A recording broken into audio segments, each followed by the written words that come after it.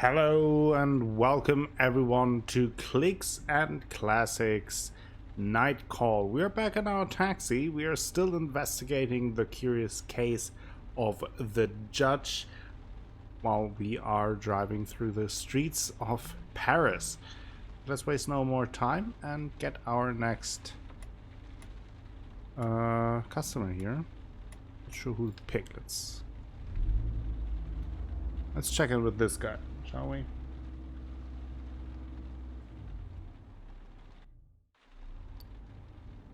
Accept. Kind of a short trip, but still. Your passenger slips into the back seat, dragging a backpack that apparently weighs a ton. You want to put that in the trunk? She refuses politely with a shake of her head. Thanks, but I'm going to have to get used to keeping it with me. It's going to be on my back for an entire month. You smile and start the cab. Glance in the rearview mirror. Your passenger is rather young, and the camera around her neck looks very expensive. By the way, if you hear some construction noises in the background, I'm very sorry for that, but can't do anything about it. There's construction going on downstairs, and I couldn't wait any longer with recording, otherwise you wouldn't have an episode. So I hope it's not too bad. I'll try to limit it as much as I can, but if you hear some hammering and some drilling, very sorry about that. Her backpack, scarf and clothes are fairly worn. Going on vacation? A small, almost nervous laugh escaped, sir. Yeah, I guess you could say that. She looks out the window at the passing road.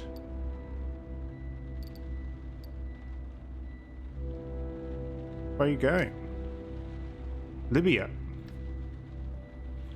The cool, clipped tones immediately bring the conversation to an end. Well then, we're just quiet. You focus on the road. There's no denying it, the road to the airport is of no interest whatsoever. Nondescriptive buildings, industrial sprawl, a jumble of access roads. Your passenger's phone starts to ring. As she glances at the caller's name, her face freezes. She sighs, a troubled smile flickering across her face, then takes the call. Hi, Dad. I'm in the cab. Right, yeah, I told you. I tried, but he wouldn't change his mind. Come on, Dad. I already told you, I'll be fine. They wouldn't be sending me if there were... She moves the phone a bit farther from her ear. Come on, Dad, stop. Dad. Listen, everything is going to be fine. I'll be there for 20 days with a group of professionals who have been doing this for years. That's right, a group of rescue professionals. Would you just stop? She sighs heavily, it's no use. She's been down this road 1,000 times. Just hang out of that. Dad, everything will be fine. No, I don't want to talk to Mom. I know what she's going to say. I'll be safe. The only people in danger there are the people they are trying to help. I'm just going to take pictures. She rolls her eyes. I mean, there's nothing we can do. Don't put her on. Mom! Uh-huh. Uh-huh. She breaks off. You hear a distant voice on the other end of the line. No. I can't call it off. My plane leaves in 2 hours. I'll get fired if I don't go. That's just the way it is. You can say whatever you want, but I'm not going to. No, it's not your fault. You did introduce me to photography, and it's no big deal. Even if I did start there, but... sigh of exasperation. Look, I'm almost there. I have to go.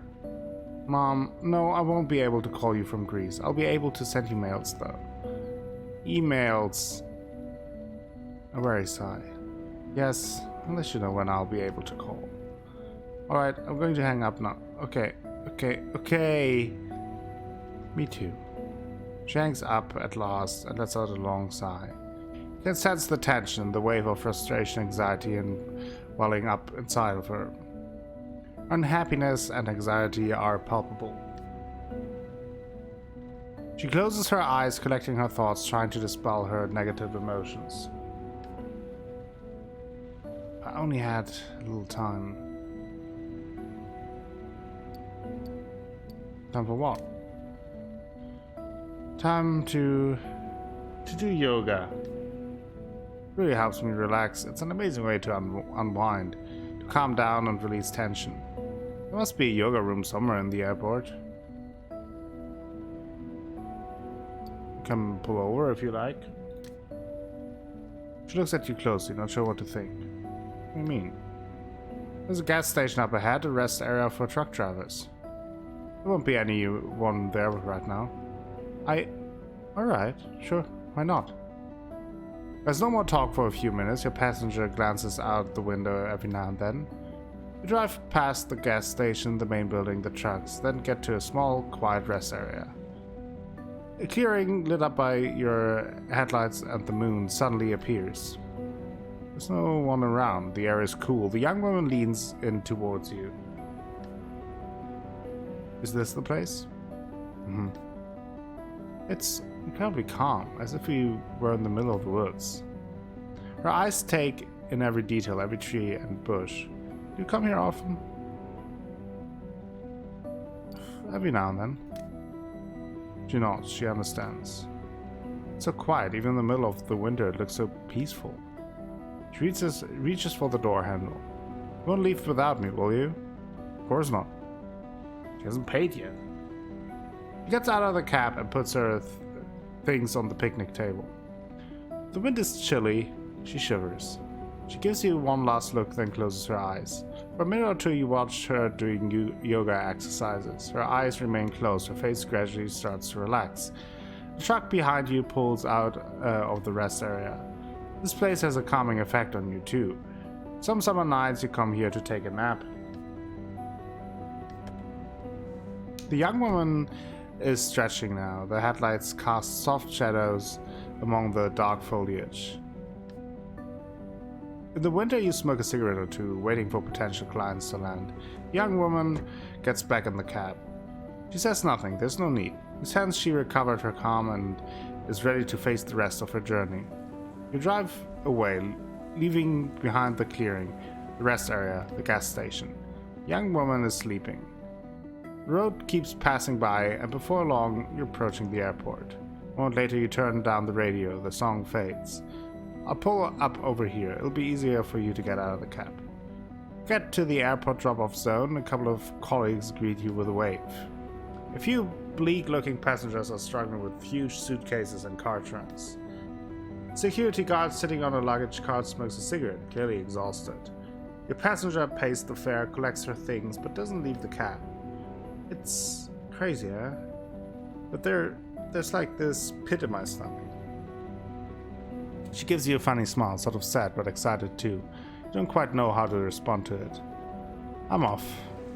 She gets out of the cab with all gear. Your eyes follow her as she heads to the terminal. The upper doors close behind her. You sit there a minute or two, all by yourself. There's no one around. You may as well head out as soon as possible. No tips. Jeez. People nowadays. But we have someone right here at the airport.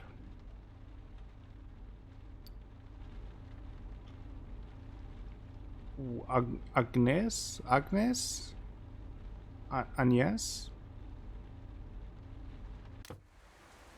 Angie. It takes you a minute or two to realize the person who just got into your cab. It takes you a minute or two to realize the person who just got into your cab is a woman. You hate it when your brain skips a beat when you misread a face or a scene, and yet she is in fact a woman with a beard and a small battered suitcase. Jean, not unhappy to be here. She lets out one of those distinctive sighs, the kind the traveler gives after a long plane ride, then gives you an address in the suburbs. You start the cab. The road is wide open, no traffic. You glance at your passenger. You got on late. Late for hours in New Delhi. I thought we'd never leave. Why did she like India? It was incredible. A real experience. She stopped short. I'm sure you hear that all the time from your passengers back from there. You smile. No, actually I don't. Really? Most of my passengers find it too dirty, too crowded. They complain about the spicy food, the noise, the smells. She gives a short laugh.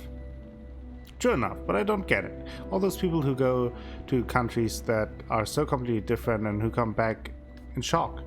Of course, a country like India is going to be different. It's an entirely different world with its own communities, languages, and customs. No connections to ours whatsoever. Smile. It was a chance for me to let my beard grow in. She runs a hand through her beard. She gestures. The gesture is new to her, and clearly hard won. What do you think? Takes a minute to respond. Don't worry, tell me the truth.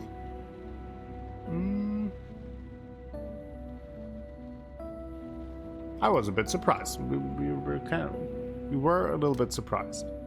Of course you were. You are practically the first person to see me with it. She pauses. Well, thousands of Indians have, of course. She smiles. You can read the wariness in her eyes. At first, I was supposed to go to India with my ex-husband. We split up 2 years ago, but he was still living in my house, and just couldn't let him go. She gives an almost imperceptible shrug, as if to emphasize the irony. I'd always wanted to see India, we'd never been able to go. We had the kids, and then there was school, and then anyway. The day we were supposed to leave, he chickened out, and I got on the plane. She spreads her hands with a broad grin. She radiates warmth and good spirits. She'd be the perfect grandmother, warm, slightly eccentric, ready for adventure. 4 weeks. Delhi, Jaipur, Bombay, Goa. Incredible. Lots of touristy spots, beaches packed with young people. You're always wondering to yourself, what are they doing here? Do their parents know about this? I left without my overnight kit. It was in my ex-husband's suitcase.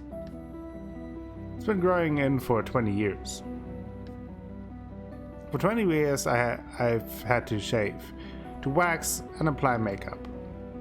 For 20 years I've been avoiding long trips, surprises, unforeseen events. The passenger's voice is bursting with energy. You can't help but smile. So here I am, growing this very full beard. Anyway, people, they don't give a shit about me, except to make fun of me. So I stopped caring. Can't begin to imagine how it feels, not having to shave and to put makeup on every day. You can see the fatigue in her eyes, the exhaustion, every single day. My children don't know about my beard. They never have. Never saw it before. Never realized.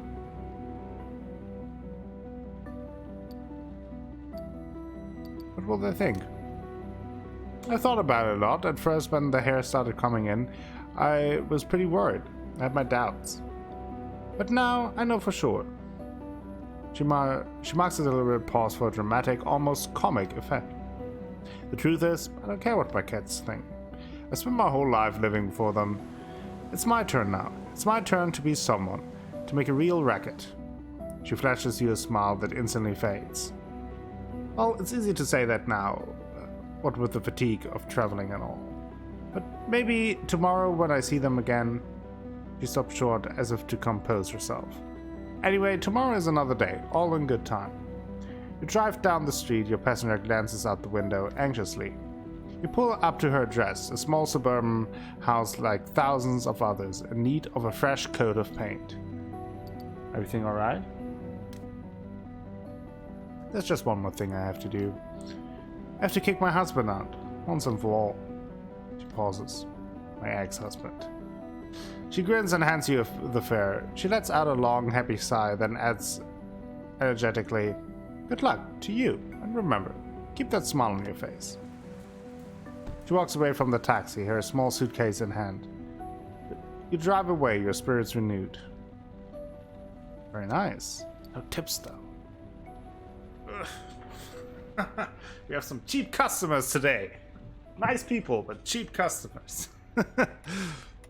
Oh, just sometimes how it goes. Let's see if we can have one more customer. Carlo Ceruti. Kind of a short drive, but should be fine. The passenger getting into your taxi is drunk. He all but trips as he's getting into the back seat, leaving a piece of his jacket stuck in the door as he slams it 10 times too hard. The whole street must have heard it. He tries to keep his calm as he gives you his address. You start driving, but keep an eye on him. You never know. His head lolls, his eyes roll. He rummages through his pockets looking for his phone. In vain. Hey, buddy, tell me, any chance you've seen my phone? Nope. He looks around. What an idiot. I lost it earlier. Not here, at the bar. He starts mumbling. Or somewhere. His eyes start to look like slits. We're at the bar? He's silent for a minute, trying to remember something. When he starts speaking again, he moans. He's gonna kill me. You turn a corner and he slides toward the door, hitting the window hard.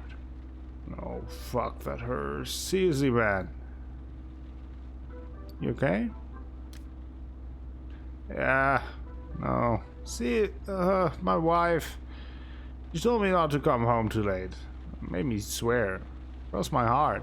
The whole 9 yards. She just had a baby. Corrects himself.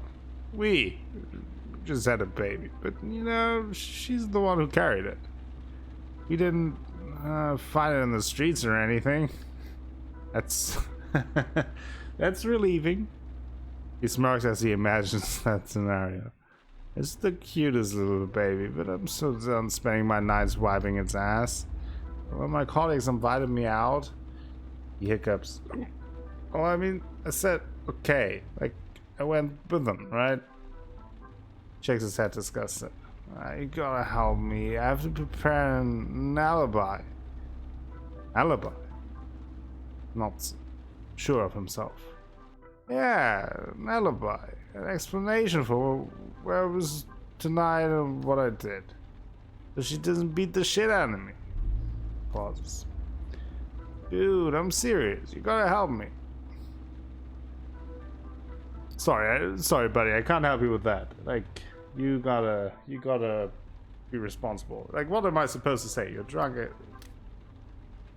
Sorry, but no. I'm a taxi driver, not a screenwriter. Pastor looks at you out of the corner of his eyes, rather surprised. I just need to find some sort of alibi. You can see I'm too toasted to do it on my own. Just needed an evening to myself. Calm evening. But tell her that. An evening without the baby, I mean. You gotta help me. Nope. It's out of the question. You're not going to lie to your wife. Tell her the truth. It will be better for everyone. Yeah, tell her that you were stressed out, exhausted, that you needed a night out. Looks up and sighs. He looks like an angry child. You suck. I've known other drivers that are much nicer. His head wobbles and he looks like he's about to fall asleep. Yeah. You prefer to say nothing. Behind you, the passenger groans. You are really... His eyes start to flutter. He doesn't finish his sentence. His head slowly slides towards the door and hits the window. The rest of the ride is punctuated by a passenger's snores. You finally pull up in the front of the building. You shake his leg. We're here. He wakes with a start. Asshole. You sigh, he hands you his wallet and falls back on the seat. You take his wallet. I mean, we're not getting any tips anyway. You put the wallet back in his coat pocket and have him get out of the car.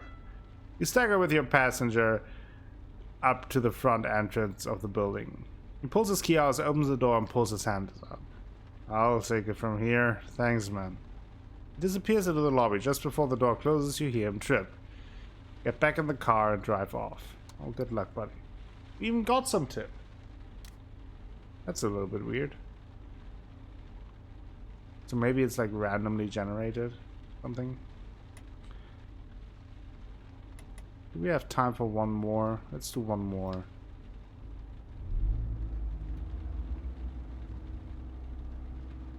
Maybe we can do one more.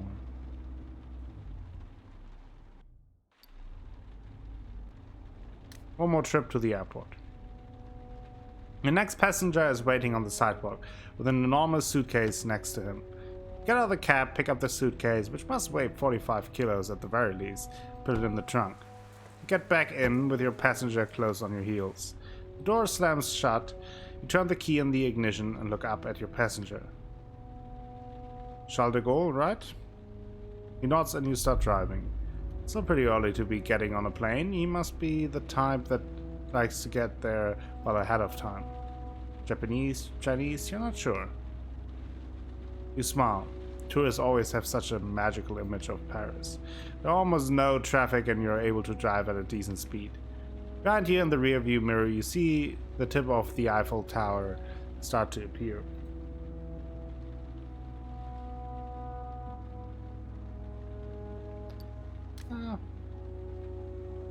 He keeps staring at you with an annoyed expression. He obviously doesn't understand.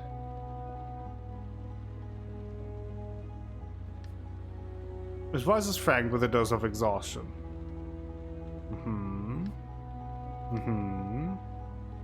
Aha. Okay, it's Japanese. You're not sure now. Nani? Nani? He imitates the sound of a plane taking off. Nani? Nani? You think you may have recognized the name of the airport. Airport? Nandato. Airport. He nods. Nani? Nani? Turns away so vehemently you understand he wants to be left in peace. He wants calm and silence. You hear him mumbling to himself.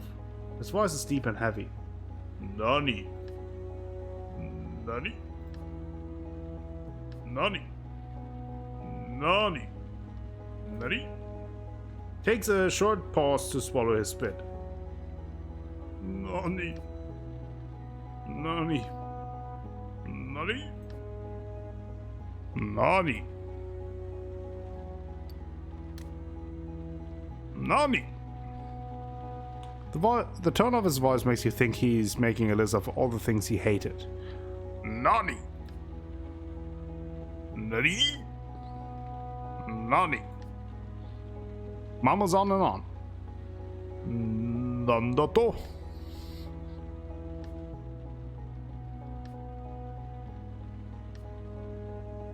I mean, he's made that sound before.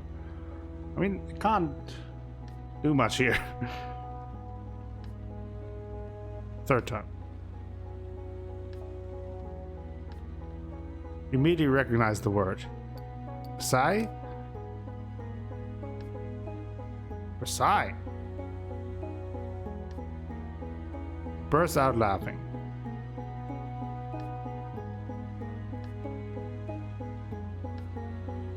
He glances at you. You don't understand.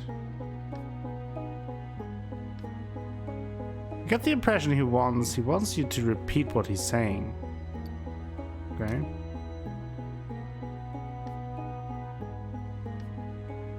He nods.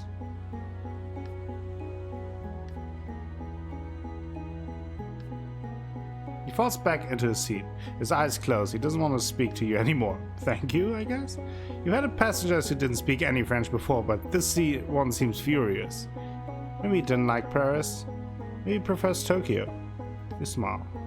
For just a second you imagine yourself a taxi driver in Tokyo. Businessman, well-dressed high schoolers, those Japanese mobsters. What are they called again? We'll leave him alone. He doesn't seem to be in a good mood to talk about the Yakuza. You keep driving. You think about the movie you saw during your hospital stay. A black American soldier on the run who starts hanging out with some sort of bum who was a huge jazz fan. It was a singular movie. Incredible. It made a real impression on you. The title was... No, you can't remember the title. And how could you possibly describe it to your passenger? Impossible. What a shame you can't speak his language. What a shame not to understand him, but to be able to talk to him about it. You sigh. Maybe later. You'll have time to learn Japanese. It's probably hard, not the same alphabet, not the same letters. But then again, your parents could read Arabic and write in French. So you could too. That's later. We'll have time. Then you are at the airport. A heaps of ramps and tunnels begins you to drop off. So pull us to a stop, and your client wakes up.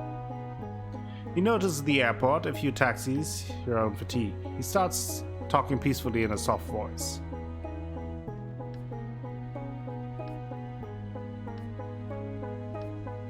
If any one of you speaks Japanese or can read Japanese, let me know what he's saying. He shakes his head.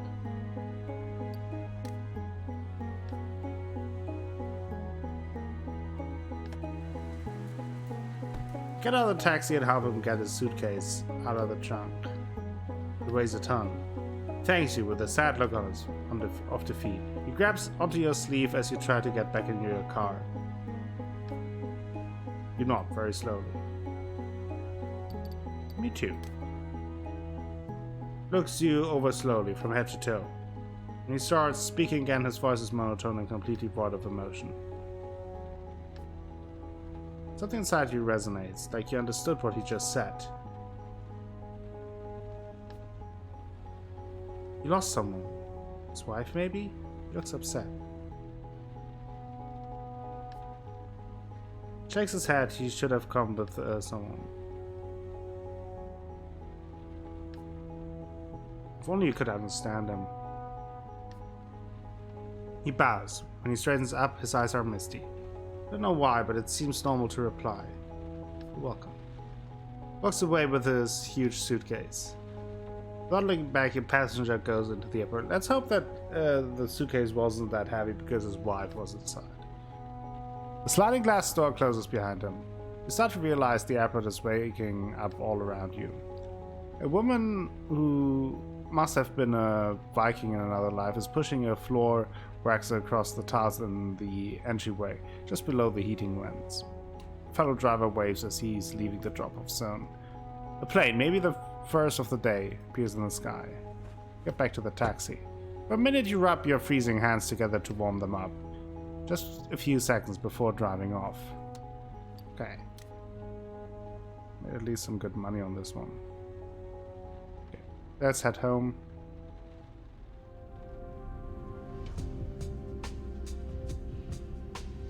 Okay, we met Janet. Oh, that was the crazy space-time lady, right?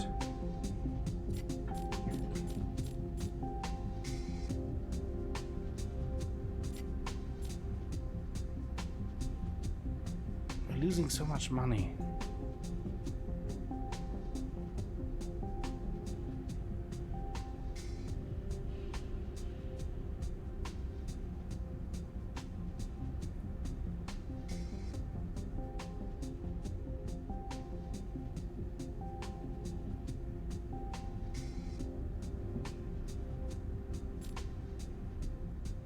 Didn't appreciate my icebreaker. None of these guys are giving me any tips. That is what I don't appreciate. You take a few minutes to update your board with your new clues. Steps in the hallway, they stop in front of your door, then move away. You sigh and get to work. Do we have anything here? No. Ooh, do we have anything new? First three victim files, not part of police leak. I'm really heavily suspecting either Paul-Marie Fragonard or Piero Battas because of the whole weapon idea.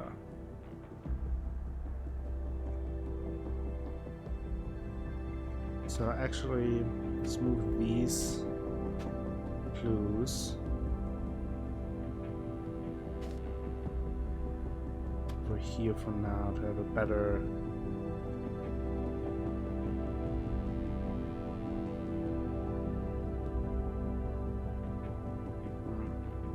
Only thing that is an issue is that one police report says the killer's height is above 180. That is a little weird. What is a little strange is that we can't really interact here with anything. A little unfortunate, so I guess we just end the night.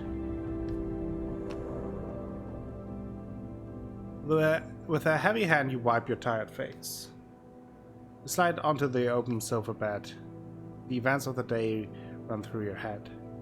The streets, the passengers, their faces, their problems. Your brain is running at full speed, your body aches and you are in pain. You can tell you need to get more sleep. You glance at your investigation board. You don't quite know where you are anymore. To be honest, you've completely lost. Shake your head and your mind wanders for a second. Suddenly, you're asleep.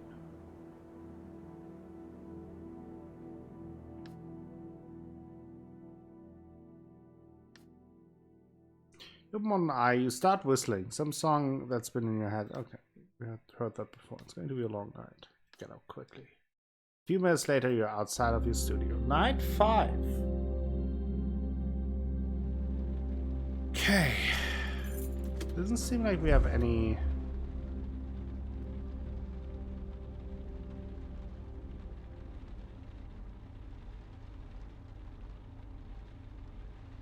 hints here or any like locations.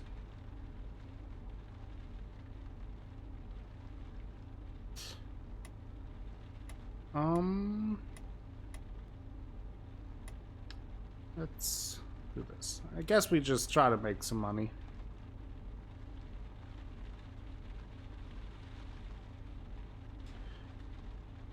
Okay, let's start. Let's do that. The next passenger getting into your car has a surprisingly calming presence. Gently closes the door and gives you an address to the other side of the city. You start driving. You sense your passenger wants to talk about the killer. It's simple. Since the first murder, everyone thinks they know something. Everyone thinks they saw something. This passenger is no exception. Rather chilly out, isn't it? His voice is warm and deep. Finally, you notice his white collar. You're not too cold? No.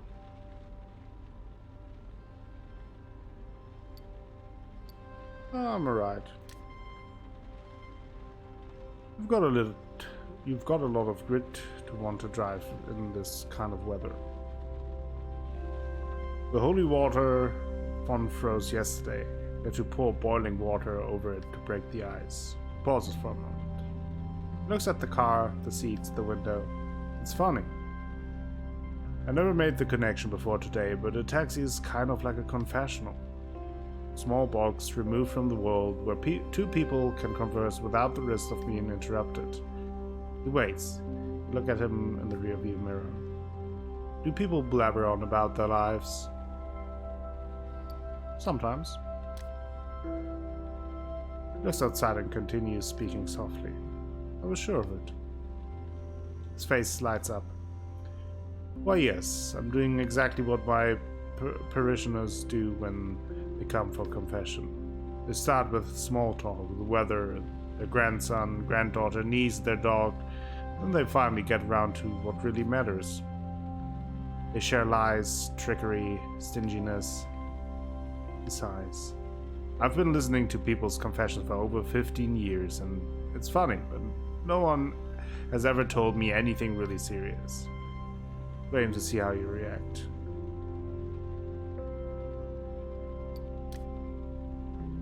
It's just that people I hear in confession have so much to say. Of course, we all have things we are ashamed of. Freud clearly understood the importance of the confession booth. He made it into something more modern, more attractive, and less punitive. Pauses. Before going to seminary, I never doubted my calling, but since... He leans in closer, his voice is now lower and softer.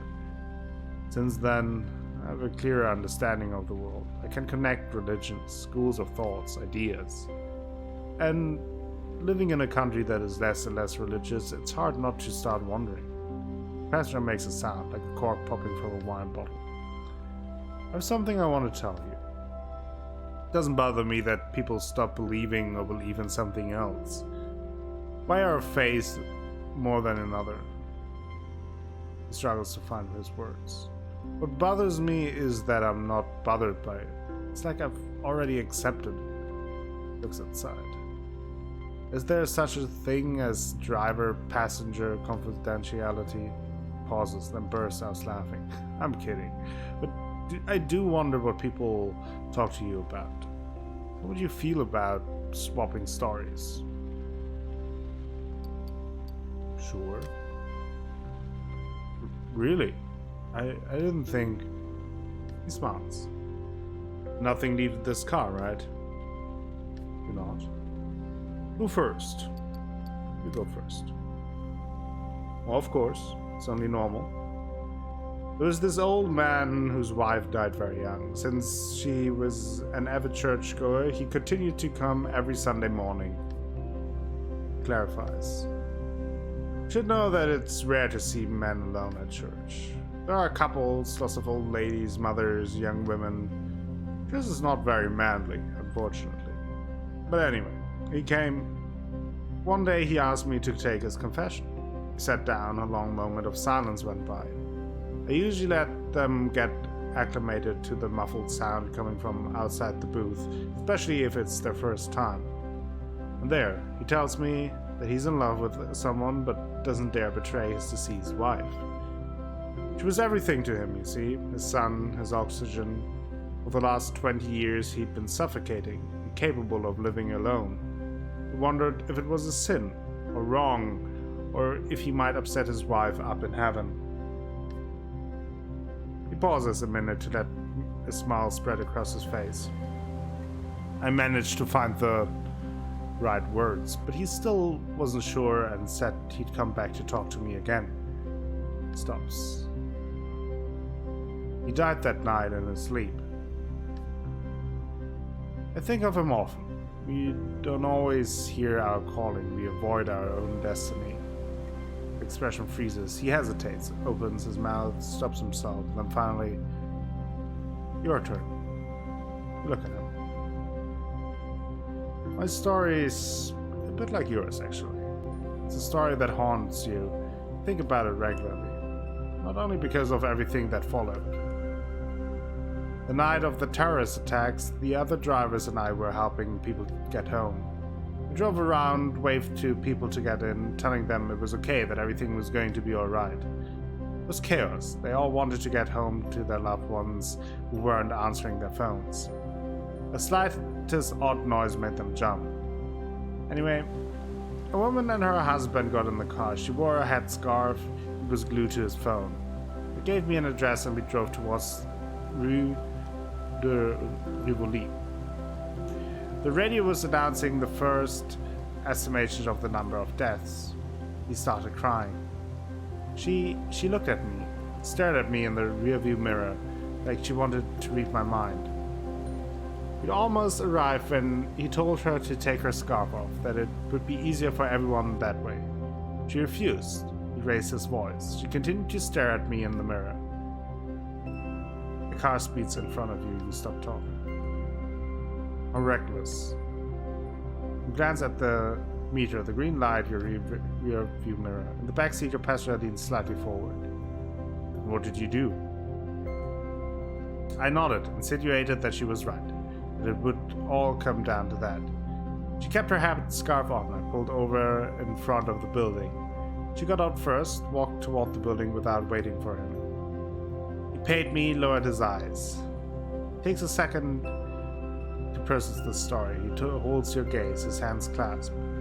Impressive, very impressive. You're saying we should remain proud of and faithful to our convictions? You're not. Your passenger smiles, but something is not quite right, as if the smile were first. Thank you for swapping stories with me. He almost reached his destination. You notice your passenger has been keeping an eye on the dashboard clock. Park in front of the address he gave you and cut the motor. Passionate paced the fair and suddenly seems lighter, more at ease. Good luck. Gets out of the car and disappears into a nearby building. That's it. Interesting. Ooh, there are some very interesting stories that we hear in this game, and maybe this is also a good time. Let me know in the comments below. So far, what are the stories that stood out to you? Maybe some of the more funny ones, some of the bizarre ones, some of the emotional ones. Would love to hear which ones stood out to you so far, but I think this is a good time to take a short break. Thank you all for joining me for today's episode of Clicks and Classics Night Call. If you enjoyed the episode, please give it a like. Maybe consider subscribing to the channel, share the video with friends, family, and the people on the internet. That all helps me out a whole bunch and will bring you more content in the future. I will be back with more Night Call tomorrow. Until then, have a great time.